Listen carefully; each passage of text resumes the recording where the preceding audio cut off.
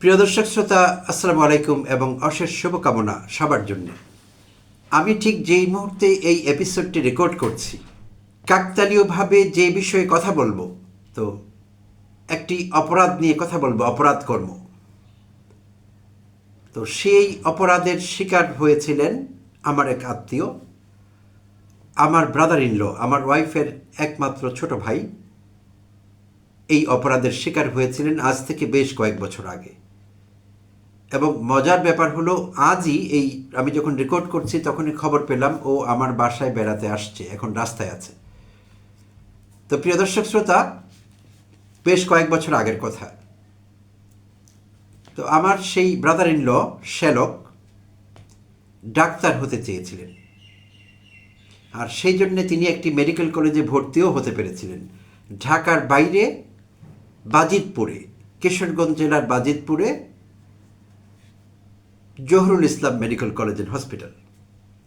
সেখানে ভর্তি হয়ে তার প্রথম সেশনের লেখাপড়া চলছিল, ফার্স্ট সেমিস্টার। তো সেখানে হঠাৎ করে একদিন কোনো ছুটি ছিল না, কিছুই ছিল না, আমার ঢাকার বাসায় এসে ও হাজির ভোরবেলা। তো আমরা ওকে দেখে অবাক, কারণ ওই সময় আমরা ওকে আশা করিনি, আসবার কথা ছিল না। তো এসে ড্রয়িং রুমে সোফায় বসে কান্নায় ভেঙে পড়ল। একজন তরুণ বিশ্ববিদ্যালয়ে পড়ছে, মেডিকেল কলেজে ভর্তি হয়েছে প্রচণ্ড উৎসাহ উদ্দীপনা নিয়ে। তো এরকম একজন তরুণের হঠাৎ করে এসে কান্নায় ভেঙে পড়া বিচলিত হবার মতো বিষয় নিশ্চয়ই।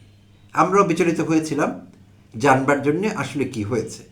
তো ওকে স্বাভাবিক হতে বেশ খানিকটা সময় লেগেছিল।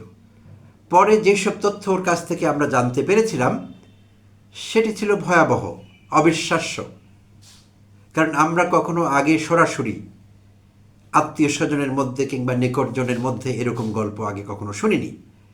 সেই অপরাধটি অনেকবার বাংলাদেশে সংঘটিত হয়েছে, লক্ষ লক্ষ বার এখনও হচ্ছে সারা বাংলাদেশে, বিশেষভাবে শিক্ষা প্রতিষ্ঠানগুলোতে, কিন্তু নিজের কেউ কখনো ভিকটিম হয়নি। তো এই প্রথম জানতে পারলাম, ফার্স্ট হ্যান্ড এক্সপিরিয়েন্স, নিজেদের কেউ ভিকটিম হয়েছেন। তো প্রিয় দর্শক শ্রোতা, তখন ছিল শীতকাল। শীতকালে যেহেতু আমার এই ব্রাদার ইন ল নতুন ভর্তি হয়েছে, প্রথম ব্যাচ, প্রথম সেমেস্টার, নবীন। তো প্রবীণরা তাকে এবং তার সহপাঠীদের র্যাগ করেছে অথবা র্যাগিং করেছে, যেই টার্মটি আমাদের তরুণীরা র্যাগ দেয়া বলে, অমুক অমুককে র্যাগ দিয়েছে। তো কথাটি ঠিক নেই, আসলে র্যাগ করা যায়, দেয়া যায় না। যাই হোক, তাদের লেখাপড়ায় অনেকেরই মনোযোগ কম, অন্য বিষয়ে মনোযোগ বেশি, তাই কোন কথা কিভাবে বলতে হবে সবসময় শেখা হয়ে ওঠে না। তো তাকে এবং তার সহপাঠীদের র্যাগ দিয়েছে, যেটি বলছিলাম, তরুণদের ভাষায় আসলে র্যাগ করেছে। তো র্যাগের মধ্যে বা র্যাগিংয়ের মধ্যে কি কি বিষয় অন্তর্ভুক্ত ছিল? শীতের রাতে খালি গায়ে বাইরে দাঁড়িয়ে থাকতে বাধ্য করেছে, পকেটে টাকা ছিল ক্যান্টিনে খাবার খাওয়ার জন্য, খাবার খেতে দেয়নি। তো এরকম আরও অসংখ্য অবর্ণনীয় অত্যাচার, মানসিক শারীরিক অত্যাচারের মধ্য দিয়ে ও এবং ওর সহপাঠীরা গিয়েছে, বেশ কয়েক বছর আগের কথা। তো শেষে ও আর এগুলো নিতে পারেনি, সহ্য করতে পারেনি। সবার সহ্য ক্ষমতা একই রকম না। তো সহ্য করতে না পেরে মেডিকেল কলেজের লেখাপড়া ছেড়ে দিয়ে ও ঢাকায় ফিরে আসে এবং এসেই বলে, আমি আর ওখানে ফিরে যাব না। তো ও মানসিকভাবে একেবারে ভেঙে পড়েছিল। দুঃখজনক ছিল বিষয়টি, নিঃসন্দেহে। তো শেষে তার পরিবার থেকে বা আমাদের কারো পক্ষ থেকে তাকে জোর করা হয়নি সেখানে ফিরে যাওয়ার বিষয়ে। তো তার মেডিকেল কলেজে আর পড়া হয়নি। যেই ট্রমাটিক সিচুয়েশনের মধ্য দিয়ে ও গিয়েছে, ও আর ফিরে যাওয়ার সাহস পায়নি। শেষে একটি একাডেমিক বছর তাকে লুজ করতে হয়েছে, হারিয়ে ফেলতে হয়েছে। পরের বছর আবার ইঞ্জিনিয়ারিংয়ে ভর্তি হয়ে ও ইতিমধ্যে ইঞ্জিনিয়ারিং পাশ করে, মাস্টার্স করে ইঞ্জিনিয়ারিংয়ে অলরেডি প্রফেশনে আছে। ও এখন সিস্টেম অ্যানালিস্ট হিসেবে কাজ করছে কোনো সফটওয়্যার কোম্পানিতে, পেশা বদলে ফেলেছে। তো ও আসলে ইঞ্জিনিয়ার হতে চায়নি, ও হতে চেয়েছিল ডাক্তার। তো প্রিয় দর্শক শ্রোতা, ইতিমধ্যে আমরা বলেও ফেলেছি, আপনারা বুঝেও ফেলেছেন, র্যাগিং নিয়ে কথা বলতে চাইছি। গত ৩রা জুলাই শুক্রবার ছিল, শুক্রবার রাত 11টা থেকে 2টা পর্যন্ত অভিযোগ এসেছে গণমাধ্যমে জাহাঙ্গীরনগর বিশ্ববিদ্যালয়ে ইতিহাস বিভাগে নতুন ভর্তি হওয়ার শিক্ষার্থীরা, যাদের এই ব্যাচটি 55তম ব্যাচ বলে পরিচিত। তো এই নতুন ব্যাচের শিক্ষার্থীদের 3 জুলাই শুক্রবার রাতে 11টার দিকে ডেকে নেওয়া হয় নতুন শিক্ষার্থীদের অনেককে বিশ্ববিদ্যালয়ের স্কুল অ্যান্ড কলেজ, জাহাঙ্গীরনগর বিশ্ববিদ্যালয় স্কুল অ্যান্ড কলেজ মাঠে। সেখানে ডেকে নিয়ে 54তম ব্যাচের বড় ভাইয়ারা, যাদের খুব বড় হতে ইচ্ছে করছে মুরব্বী সাজতে, সেই মুরব্বীরা, আলগা মাতব্বরেরা, নাপিতেরা এই 55 ব্যাচের শিক্ষার্থীদের ডেকে নিয়ে সেই মাঠে তাদেরকে কাপড় খোলা থেকে শুরু করে মা বাবা তুলে গালাগালি, কান ধরে উঠবস এবং ম্যানার্স শেখাবার নামে নানা রকম কসরত করায়, শারীরিক মানসিক নানা রকম নির্যাতনের মধ্য দিয়ে তাদের যেতে হয়েছিল সেই রাতে। সেদিনেরই কথা, 2 দিন আগের কথা, 3 দিন আগের কথা। তো এই নির্যাতিত হবার ঘটনা যখন ঘটছিল তখন তাদেরই একজন বুদ্ধি করে, নবীনদের একজন, জাকসুর কোনো কার্যকরী মেম্বারকে ফোন করে বা করবার সুযোগ পায়, যেটি জাহাঙ্গীরনগর বিশ্ববিদ্যালয়ের ছাত্র শিক্ষক কেন্দ্র জাকসু। তো সেখানে খবর দিলে সেই জাকসু সদস্য প্রক্টোরিয়াল টিমকে নিয়ে এবং অ্যান্টি র্যাগিং যে সেল আছে জাহাঙ্গীরনগর বিশ্ববিদ্যালয়ে, সেই সদস্যদের নিয়ে সেই স্কুল অ্যান্ড কলেজ মাঠে হাজির হন এবং তাদেরকে হাতে নাতে ধরতে পারেন। হাতে নাতে ধরে যারা এই কাজে যুক্ত ছিলেন, আমি 55 ব্যাচের সবাইকে কিন্তু দোষ দিচ্ছি না, যেই কয়জন নাপিত সেখানে গিয়েছিলেন বড় ভাইয়া সাজবার জন্যে, সেই নাপিতগুলোর কথা বলছি। 55 ব্যাচের সবাই কিন্তু ওখানে যাননি। সো আপনারা যারা আমাকে শুনছেন, কেউ যদি 55 ব্যাচের শুনে থাকেন, দয়া করে মনে কষ্ট নেবেন না, আপনাদের আমি বলছি না, যারা গিয়েছেন তাদের কথাই বলছিলাম। সো বিশ্ববিদ্যালয় কর্তৃপক্ষ তাদের ধরে নিয়ে নিরাপত্তা অফিসে নিয়ে যাওয়া হয়, সিকিউরিটি অফিসে, এবং সেখানে তাদের ভিডিও বক্তব্য রেকর্ড করা হয়, তাদের দিয়ে সাইন করানো হয়, কাগজে বক্তব্য লিখে দেওয়া হয়, তারা সেটি সাইন করে।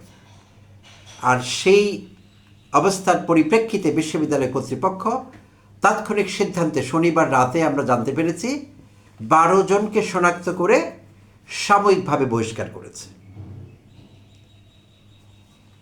প্রিয় দর্শক শ্রোতা, এরকম অপরাধ বাংলাদেশের কলেজ বিশ্ববিদ্যালয়গুলোতে, স্কুলে কম হয়, কলেজ বিশ্ববিদ্যালয়গুলোতে অনেকবার ঘটেছে, হাজারবার, লাখবার ঘটেছে এবং ঘটেই চলেছে।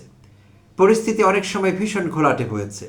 এরকম র্যাগিংয়ের শিকার হওয়া শিক্ষার্থীরা অতীতে বিভিন্ন শিক্ষা প্রতিষ্ঠানে অসুস্থ হয়ে পড়েছিলেন মানসিক শারীরিকভাবে, তখন 2-4টি ঘটনা বেশি আলোচিত হয়েছে। আর যখনই এমন ঘটনা ঘটে তখন কর্তৃপক্ষ নড়ে চড়ে বসেন, সংশ্লিষ্ট শিক্ষা প্রতিষ্ঠানের সাময়িকভাবে কিছু শিক্ষার্থীদের বহিষ্কার করা হয়, একইভাবে তারা আবার ফিরে আসেন 2-1 মাস পর। তো বিজনেস অ্যাজ ইউজুয়াল, কারো কিছু আসে যায় না, সবাই ভুলে যাই আমরা বিষয়টি। আবার যখন আবার কোনো দল, নতুন নবাগতরা র্যাগিংয়ের শিকার হন, তখন আমরা সেই বিষয়ে জানতে পারি। তো প্রিয় দর্শক শ্রোতা, বিশ্ববিদ্যালয় কর্তৃপক্ষ যা করেছেন সেটি বিশ্ববিদ্যালয় আইন অনুযায়ী অ্যান্টি র্যাগিংয়ের কিছু নিয়মকানুন আছে, প্রতিটি শিক্ষা প্রতিষ্ঠানে বোধহয় আজকাল সেটি আছে।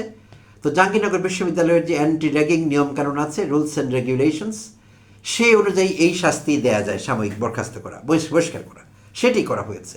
তো সেটি যথেষ্ট না। এখন আমি আজ এই এপিসোড করছি, আপনাদের সঙ্গে শেয়ার করছি এই জন্যে, প্রিয় দর্শক শ্রোতা, আমি আমার নিজের পরিবারের সঙ্গে যুক্ত একটি ঘটনা আপনাদের সঙ্গে শেয়ার করলাম। নিশ্চয়ই আপনারাও কেউ না কেউ এরকম দুর্ভাগা হবেন, আপনাদেরও কোনো নিকটজন, পরিচিতজন এরকম র্যাগিংয়ের শিকার হয়ে থাকবেন অতীতে কোথাও না কোথাও। তো সেই জন্যে আমি মনে করি এটি জনস্বার্থ সম্পর্কিত একটি বিষয়।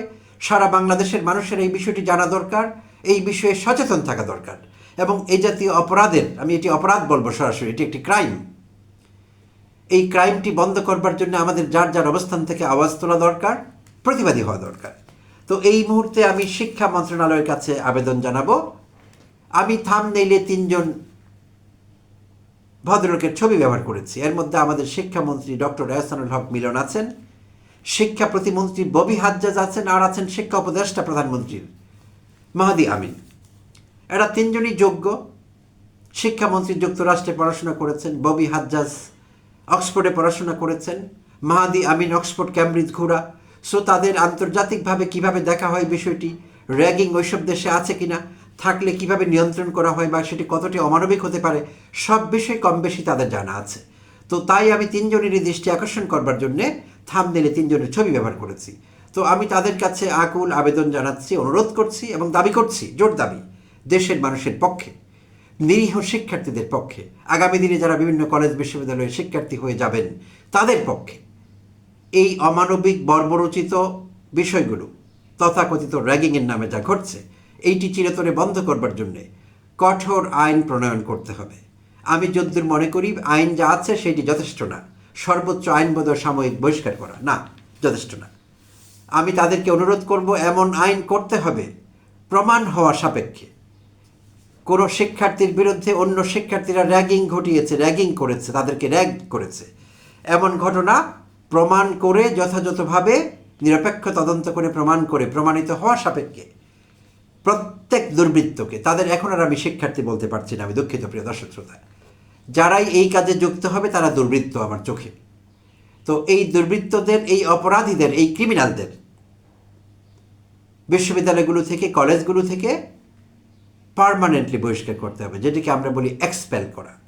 রাস্টিকেট একটি শব্দ আছে, আমরা অনেক সময় বলি যে তাকে রাস্টিকেট করা হয়েছে। তো রাস্টিকেশন এখানে যথেষ্ট নয়, সাময়িক বহিষ্কারের কোনো বিষয় এখানে নেই। তাদেরকে এক্সপেল করতে হবে, পার্মানেন্টলি বহিষ্কার করে দিতে হবে সেই বিশ্ববিদ্যালয়ে, তাতে যাতে তারা আর কখনো ফিরে যেতে না পারেন, এমনকি অন্য বিশ্ববিদ্যালয়ে ভর্তি হতে না পারেন। আইনে এই কঠোরতা আনতে না পারলে এবং কঠোরভাবে সেটি বাস্তবায়ন করতে না পারলে এই র্যাগিং নামক দুষ্ট ক্ষত থেকে যাবে আমাদের শিক্ষা সংস্কৃতিতে। কখনো এটি যাবে না, কখনোই পাল্টাবে না, সাময়িক বিরতি হবে, বারবার ঘুরে ফিরে আসবে বিভিন্ন ফরম্যাটে। তো দুঃখজনক বিষয় হলো এই যে তারা সেখানে নাকি ম্যানার্স শেখায় বিশ্ববিদ্যালয়ের হলগুলোতে। আমরা ঢাকা বিশ্ববিদ্যালয়ে আওয়ামী লীগ আমলে, শেখ হাসিনা আমলে ছাত্রলীগ ম্যানার্স শেখাতো অন্যান্য শিক্ষার্থীদের, আমরা অসংখ্যবার শুনেছি এরকম অমানবিক কর্মকাণ্ড। তো সেখানে কান ধরে উঠবোস করানো হতো, বড় ভাইয়াকে দেখে ছোট ভাইয়া সালাম দেননি, সালাম দিতে ভুল হয়ে গেছে, কুশলাদি বিনিময় করেননি, আপনার শরীর স্বাস্থ্য ভালো, আপনার শরীরটা বালা জিজ্ঞেস করেননি, সেই অপরাধে তাদের হেনস্থার শিকার হতে হয়েছে। অসংখ্যবার সেই চিত্র, সেই ঘটনা গণমাধ্যমে এসেছিল। সেগুলোরও নিন্দা জানাই। এবং শুধু এখন জাহাঙ্গীরনগর বিশ্ববিদ্যালয়ে আমাদের ইস্যু হয়ে গেছে সেটি নিয়ে কথা বলছি। প্রতিটি বিশ্ববিদ্যালয়ে এটি বাস্তবায়িত হতে হবে। প্রতিটি বিশ্ববিদ্যালয়কে, প্রতিটি কলেজকে আইন পরিবর্তন করে কঠোর আইন প্রয়োগ করতে হবে এবং এই অপরাধের একটি শাস্তি পার্মানেন্টলি এক্সপেল করা, পার্মানেন্ট এক্সপালশন, একেবারে চিরস্থায়ীভাবে বহিষ্কার করতে হবে সেখান থেকে। এর বাইরে আর কিছু হতে পারে না। প্রিয় দর্শক শ্রোতা, অনেক অনেক ধন্যবাদ জানবেন আমার বক্তব্য শুনবার জন্যে। আর আমার বক্তব্য যদি আপনাদের ভালো লেগে থাকে এবং আপনি যদি আমার চ্যানেলে সাবস্ক্রাইব না করে থাকেন, তাহলে অনুরোধ করছি চ্যানেলটিকে সাবস্ক্রাইব করে সাথে থাকবেন এবং লাইক, কমেন্ট, শেয়ার করে আমার এই বক্তব্য অন্যদের কাছেও পৌঁছে দিতে সাহায্য করবেন। আবারও কথা হবে অন্য কোনো এপিসোডে, অন্য কোনো বিষয় নিয়ে।